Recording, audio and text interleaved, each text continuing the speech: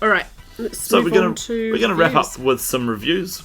We haven't And been playing a lot of games because we've been very, very busy.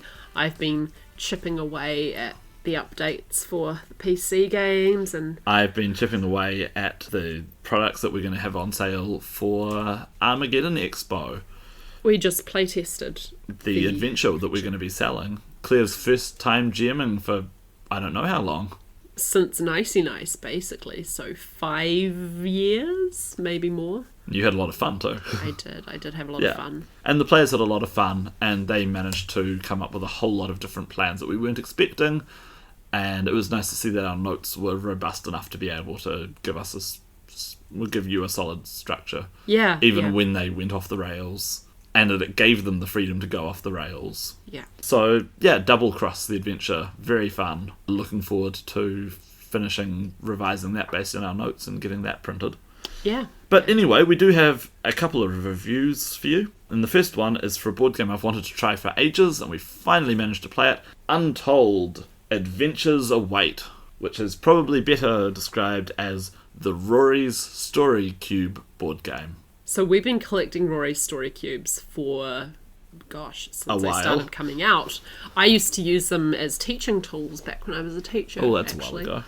Yeah. So if you're not familiar with them, these are dice which have got different pictures printed on every face. And so you'll get a set of 9 of these. So that's 54 different pictures. You roll your dice and then you use them as creative prompts. And there's generic ones, there's themed ones like Enchanted or Medical, and then there's franchise-specific ones like Star Wars or Adventure Time. And Untold gives a whole lot of extra structure to create a story using these. And so you create your characters, you have a sort of 5-act structure where you use the dice to lock in what your characters will be doing, what happens in the story. It's kind of like a role-playing game. It's beautiful.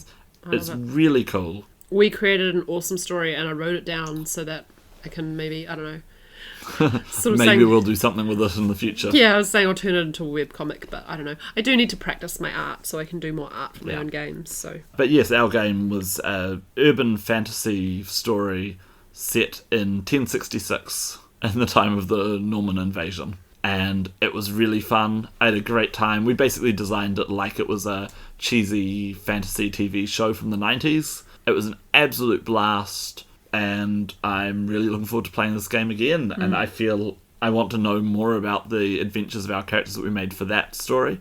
And I want to create all sorts of different stories with it. it just struck me it would be actually really cool to make a live stream of playing a improv game like this. Yes, because it we're would be pretty perfect. strong improv. It would be actors, perfect so- for it.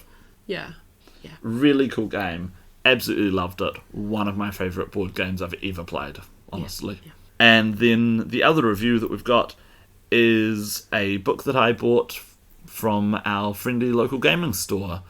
During the lockdowns that we've been having, they've offered a lot of deals online, which is actually how we got Untold as well. You haven't said their name. King of Cards. Have I not said their name? King of Cards in Auckland City. They're wonderful.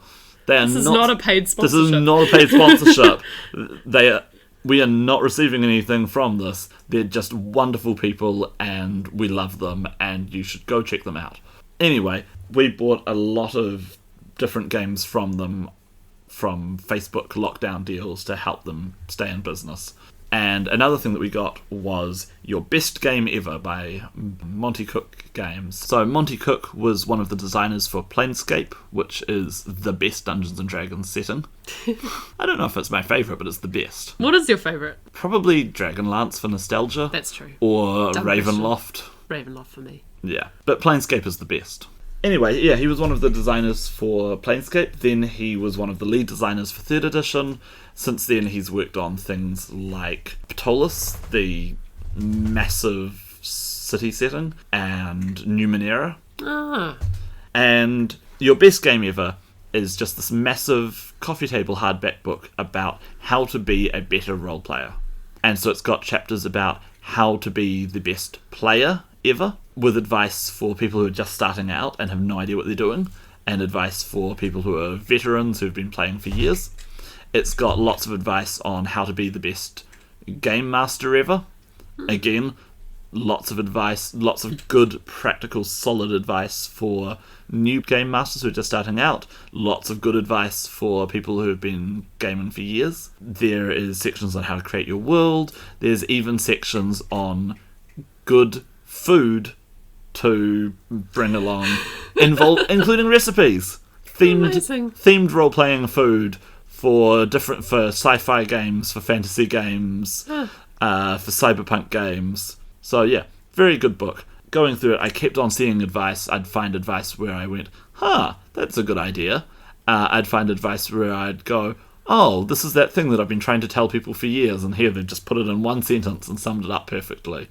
So yeah, if you're looking for some role-playing theory, good book. Nice. I'll need to read that sometime. Yeah. Well, that's us for this podcast. Yeah, thanks for listening.